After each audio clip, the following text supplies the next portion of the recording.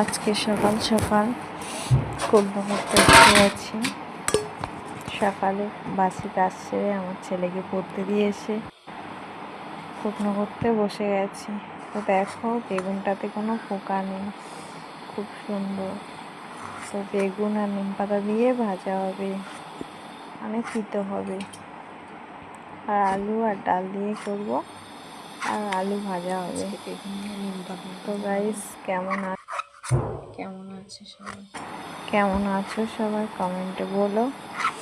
আমি তো খুব ভালোই আছি, আনন্দে আছি। তোমরা একটু পাশে থেকো সবাই। যদি ভিডিওটা ভালো লেগে থাকে সাবস্ক্রাইব করো, পাশে থেকো। কারণ আমি নতুন, খুব একটা নয়, তো ভিডিও সম্বন্ধে জানা নেই। তো আমি হাউস ওয়াইফ, বাইরে গিয়েও ভিডিও করতে পারবো না। তো ঘরে বসেই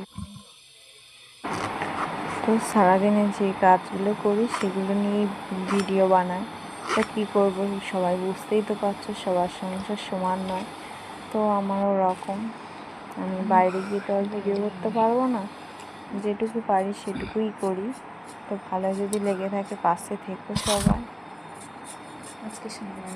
আজকে সকালটা কিন্তু খুব সুন্দর, তাই না?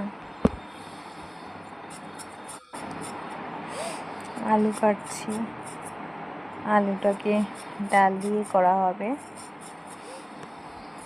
সবাই প্লিজ একটু পাশে থেকো, আমি নতুন, আমার পাশে একটু থেকো প্লিজ সবাই।